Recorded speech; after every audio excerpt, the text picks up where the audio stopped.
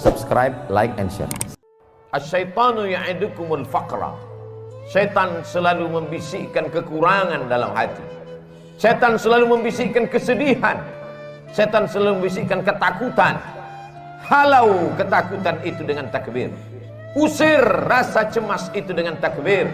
Allahu Akbar, Allahu Akbar, Allahu Akbar, walillahil hamd. Bahwa orang yang dekat dengan Allah, ujian tak pernah terhenti datang. Kenapa Ibrahim yang bergelar Al-Khalil, kekasih Allah? Al-Khalil, orang paling dekat dengan Allah. Al-Khalil, orang yang disayang Allah. Kenapa ujiannya datang silih berganti? Ujian pertama datang dari seorang ayah yang tidak menyembah Allah. Ya abati, wahai ayahku, mengapa kau jadikan berhala sebagai Tuhan? Apa jawab Azar, ayah Ibrahim? La illam tantahi, kalau kau tidak berhenti menceramahi aku, kalau kau tidak berhenti mendakwahi aku, la arjumannaka, akan ku lempar kau pakai batu sampai mati. Wahjurni maliya, tinggalkan aku untuk selamanya. Tak ada ujian yang paling berat selain berhadapan dengan ayah kandung yang musyrik mempersekutukan Allah. Kasarkah Ibrahim? Tidak. Apa jawab Nabi Ibrahim? Sa'astaghfirulaka rabbi, aku tetap akan memintakan ampun kepada Allah atas dosa-dosamu, hai ayahku. Innahu kana bihafiyya, Allah itu sayang kepadaku, Allah itu cinta kepadaku. Aku akan memintakan ampunannya untukmu. Ini adalah pelajaran bahwa ujian akan datang silih berganti. Ada sebagian orang yang beranggapan kalau dia sudah taubat, kalau dia sudah hijrah, maka hidupnya akan tenang, senang, kenyang, lenang, tak lagi ada ujian. Salah. Hijrah bukan berarti tanpa ujian. Hijrah bukan berarti hidup akan senang, tenang, dan kenyang. Hijrah membuat kita lebih kuat kepada Allah. Bebannya tetap sama, bebannya tetap datang, tapi kekuatan lebih kuat dari sebelumnya. Itulah makna hijrah, itulah makna taubat, itulah makna mendekatkan diri kepada Allah Subhanahu wa taala. Berhadapan dengan keluarga dekat, Ibrahim lulus. Berhadapan dengan musuh-musuh Allah, ketika mereka berdebat dengan otak, Ibrahim menang. Apa kata Ibrahim alaihissalam? Yang membunuh berhala-berhala kalian, yang memecahkan dan menghancurkan patung-patung ini adalah patung yang paling besar. Nabi Ibrahim sedang mengajak mereka untuk berdebat. Gunakan akal kalian. Selama ini kalian menyembah patung, selama ini kalian menyembah berhala. Hari ini berhala-berhala itu hancur. Kalau kalian mau tahu siapa yang menghancurkannya, fas'aluhu in kanu yantiqun. Tanya berhala yang besar ini. Tanya berhala yang besar. Digantungkan Nabi Ibrahim kampak di leher berhala itu.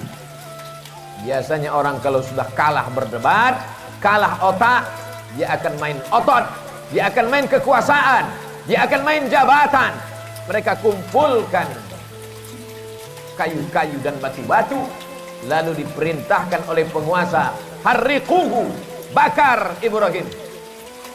Mereka membakar Ibrahim. Saat itu api yang panas berubah, sunnatullah terjadi. Apa kata Allah Subhanahu wa taala? Ya nar, wahai api, kuni bardan, sejuklah, wasalaman, selamat ala Ibrahim. Api yang tabiatnya membakar, saat itu tidak membakar, karena Allah berkata, bardan, sejuklah engkau wahai api. Ibrahim keluar dari api unggun dalam keadaan kedinginan. Andai Allah tidak menutup ayat itu dengan salaman, selamat, mungkin Nabi Ibrahim akan mati kedinginan di dalam api yang panas. Api tak dapat membakar kalau sudah Allah berkuasa. Ini menunjukkan bahwa Ibrahim alaihissalam tetap berhadapan dengan penguasa yang zalim, berhadapan dengan berbagai macam ujian, berhadapan dengan ayah kandung, lulus, berhadapan dengan penguasa yang zalim, lulus. Tapi ada ujian yang lebih berat daripada itu. Ujian kerinduan, ujian kehampaan hati, ujian kekosongan jiwa. Ingin mendengar tangisan anak kecil di dalam rumah, dalam gendong dan pelukan. Berdoa Ibrahim alaihissalam, Rabbi habli minas salihin, berikan aku anak yang saleh, Berikan aku anak yang saleh ya Allah. 86 tahun dia berdoa kepada Allah. Begitu disebutkan oleh Imam Abul Fida Ismail Ibnu Katsir dalam tafsir Al-Quranil Azim. Adakah hari ini orang yang berdoa, sudah sholat, sudah tahajud, sudah berinfak, sudah bersedekah, mengapa Allah tidak mengabulkan doa saya? Mengapa Allah tidak memperkenankannya? Hari ini kisah Nabi Ibrahim mengingatkan kita kembali, sesungguhnya tak sulit bagi Allah untuk memberikan yang kau cintai, yang kau sayangi, yang kau harap-harapkan. Tapi Allah ingin kau merintih di tengah malam dalam doamu. Allah ingin melihat kau bermunajat dengan tetesan air matamu. Allah ingin kau berdoa. Allah ingin kau berikan segalanya kepada Allah. Allah maha cemburu. Allah tak ingin kau berbagi dengan yang lain. Oleh sebab itu munajat di tengah malam, berdoa kepada Allah. Sesungguhnya Allah ingin meningkatkan derajat, menghapuskan doa, menghapuskan dosa dengan doa-doa dan permintaan seorang hamba. Aqrabu ma yakunul 'abdu min rabbih. Seorang hamba paling dekat dengan Allah wa huwa sajid, ketika dia sedang bersujud. Fa'aksiru fihi du'a. Perbanyaklah doa. Pesan pertama dari kehidupan Nabi Ibrahim, bahwa hidup tak pernah lepas dari ujian. Hari ini kita sedang menghadapi ujian besar. Saudara-saudaraku yang kena PHK, saudara-saudaraku yang kesulitan dalam mencari nafkah, sesungguhnya ujian itu tetap datang silih berganti.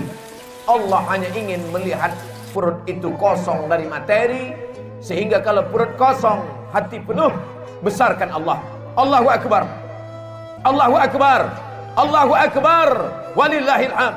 La ilaha illallah, Allahu Akbar, walillahil hamd. Besarkan Allah dalam hatimu, supaya dunia ini kecil dalam pandangan matamu. Besarkan Allah dalam jiwamu, supaya kau melihat ujian itu kecil. Dunia ini tak sampai setengah sayap nyamuk, saudaraku. Dunia ini tak sampai setengah sayap nyamuk. Oleh sebab itu, man arafat dunia hanan alaih. Siapa yang tahu hakikat dunia, maka ringan dunia ini baginya. Allahumma la taj'alid dunya akbar hammina wala mablagha ilmina. Jangan jadikan dunia ini cita-cita terbesar kami ya Allah. Jangan jadikan dunia ini harga terhadap ilmu kami. Dunia hanyalah jembatan menuju akhirat. Ad-dunya balaghun ilal akhirah. Kalau ditakdirkan Allah kita masih menikmati dunia ini sampai besok pagi, jadikan dunia ini sebagai amal saleh.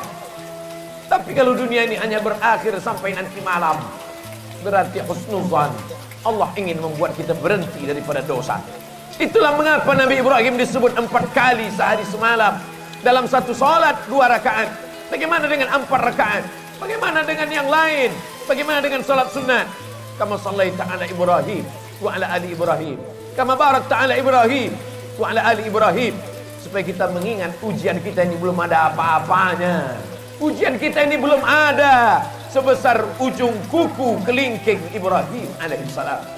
Maka ketika kita membandingkan hidup kita dengan Ibrahim, ringanlah terasa. Keluarlah dari mulut alhamdulillah, keluarlah dari mulut subhanallah. Yang keluar bukan caci maki dan sumpah serapah. Pelajaran pertama, bandingkan diri kita dengan ujian Nabi Ibrahim alaihissalam. Pelajaran yang kedua, bahwa tak ada tempat meminta kecuali kepada Allah. Tak ada tempat berharap kecuali kepada Allah. Gantungkan harapan kepada Allah. La ta'khudhuhu sinatun wala naum. Dia tak mengantuk, dia tak tidur. Jangan gantungkan harapan kepada manusia.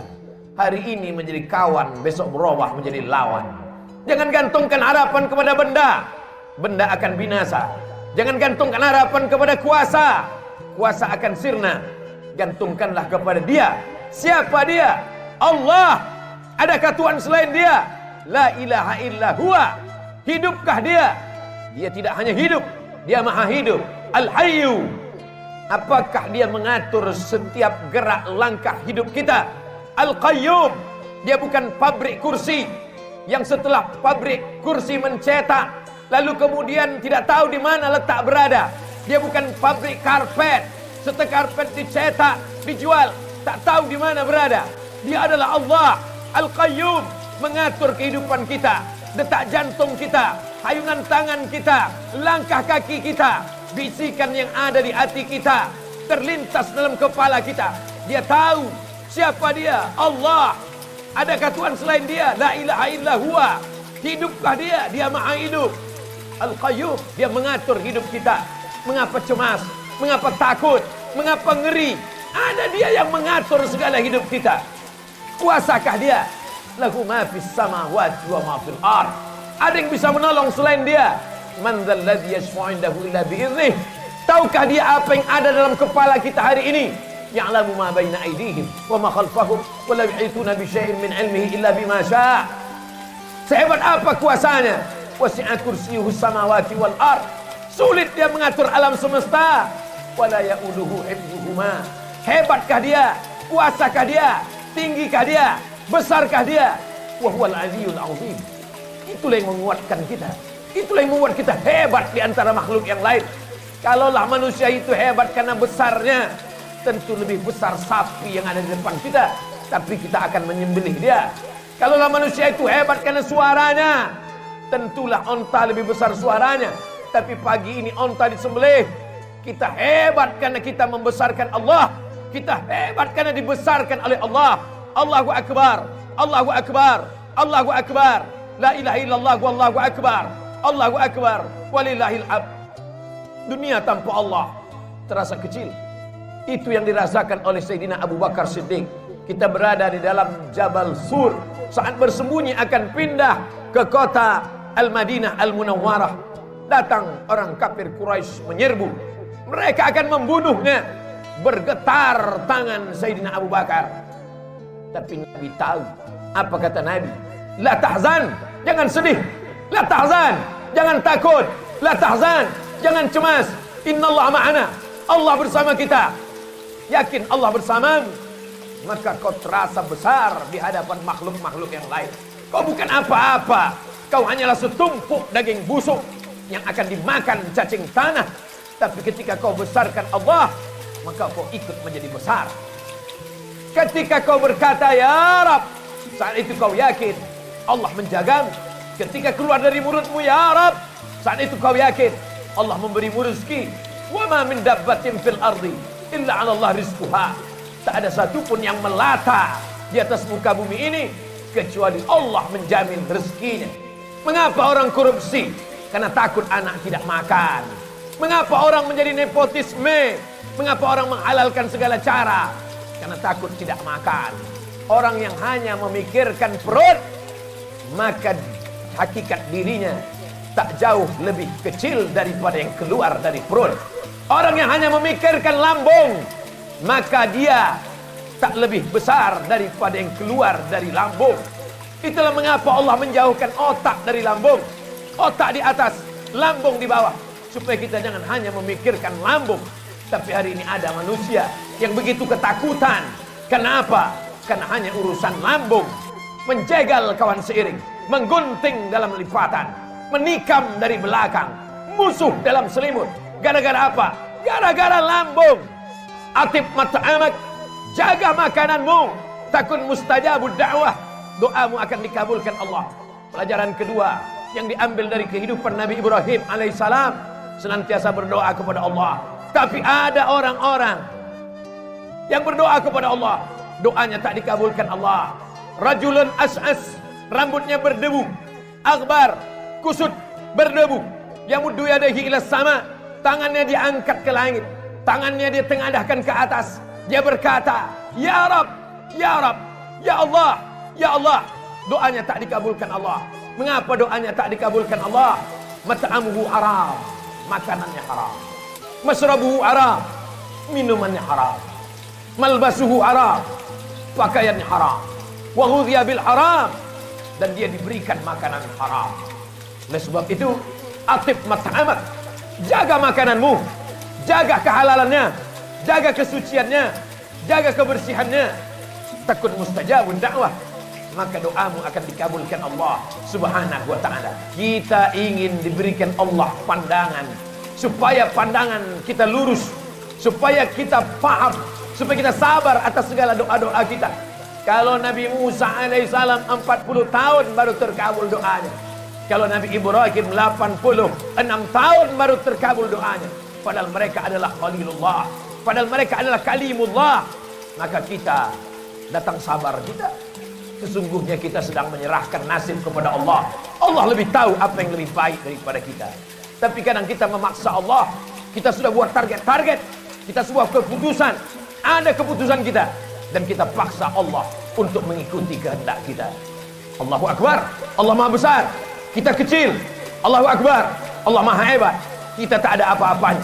Robah pandangan kita, berikanlah yang terbaik untukku menurut pandangan Engkau ya Allah. Bukan aku paksa Engkau mengikut kehendakku, karena Engkau saja yang besar, yang lain kecil ya Allah. Pelajaran yang terakhir, yang ketiga, puncak daripada cinta adalah ketika sanggup berbagi. Puncak cinta bukan memiliki, puncak cinta bukan menguasai, puncak cinta ketika sanggup berbagi. Itu ditampakkan dalam kehidupan Nabi Ibrahim alaihissalam. Setelah anak itu lahir, itulah puncak cinta, keinginan untuk memiliki untuk selamanya. Tapi Allah berkata lain. Ya bunayya, wahai anakku, inni ara fil manam, kulihat dalam mimpiku, anni adzbahuka, aku sembelih lehermu, fanzur madza tara, apa pendapatmu hai anakku? Dan ternyata anak pun sama berpikirnya. Puncak dari cinta kepada ayah adalah saat sanggup berbagi kepada Allah. Apa kata sang anak? Ya abati, wahai ayahanda, if'al ma tu'mar, laksanakan perintah Allah.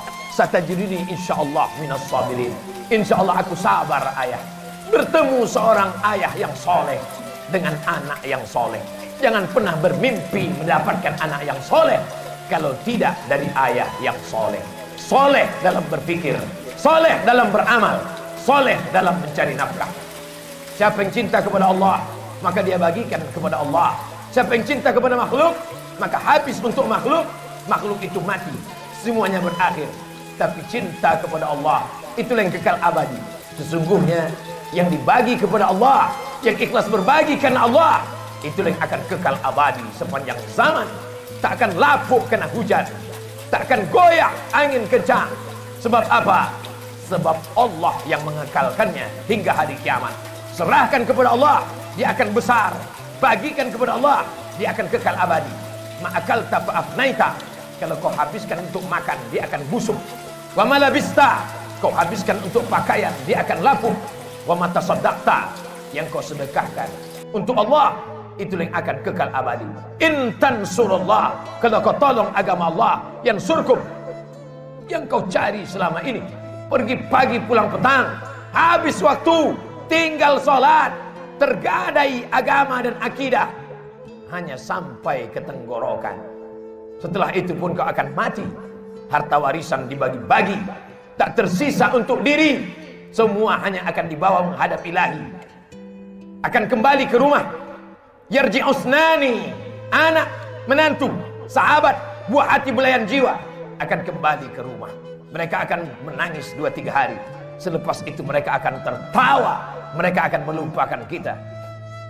Kerja, kalau kau hari ini jabat tinggi, punya kekuasaan hebat, dia akan digantikan oleh orang lain. Belum kau mati, mereka sudah siap untuk menggantikannya. Wa yabqa wahidun, yang tinggal hanya satu. Apa dia? Wakaf, infak, sedekah. Bila kau punya yang lebih besar, berikan wakaf. Tidak lebih besar, berikan infak. Tidak lebih besar, berikan sedekah. Allah Maha Adil. Kalau kau hebat, berikan wakaf. Kalau kau kurang hebat, berikan infak. Kalau kau manusia biasa, berikan sedekah. Tabassumika fi wajhi akhika sedekah. Senyummu ke wajah saudaramu adalah sedekah. La tahqiranna minal ma'rufi syai'a. Jangan sepelekan perkara walaupun kecil. An tulqiya akhaka bi wajhin talqin. Hanya sekedar menghadapi orang dengan wajah yang cerah. Itulah yang akan dikenang orang sepanjang zaman. Dari abad berabad, dari zaman berzaman, tak akan dilupakan orang. Masih ingat orang dengan senyummu. Saat kau mati dimakan cacing tanah, masih didoakannya. Masih didoakannya saat dia lewat di makammu. Masih sempat mulutnya berkata, Assalamualaikum ya ahlal diyar minal mu'minin, wa inna insyaallah bikum lahiqun. Yarhamullahul mustaqimin wal mustakhirin. Nas'alullah lana wa lakumul afiyah. Tapi kalau kau sombong, kalau kau angkuh, itu juga akan dikenang orang. Itu juga akan diingat oleh orang sepanjang zaman. Itulah orang yang sombong, itulah orang yang angkuh, itulah orang yang paling merasa tinggi hati. Oleh sebab itu, bukti kau rendah hati kepada Allah, berinfak, berwakaf dan bersedekah. Bukti kau rendah hati, tawadhu kepada manusia, berhadapanlah dengan orang dengan tatapan yang baik, dengan cakap yang baik, dengan perbuatan yang baik. Qaulun ma'rufun, perbuatan yang baik. Wa maghfiratun, pemberian maaf. Khairun, lebih baik. Min sadaqatin, daripada pemberian perbuatan baik. Yatsba'uha adha, tapi diiringi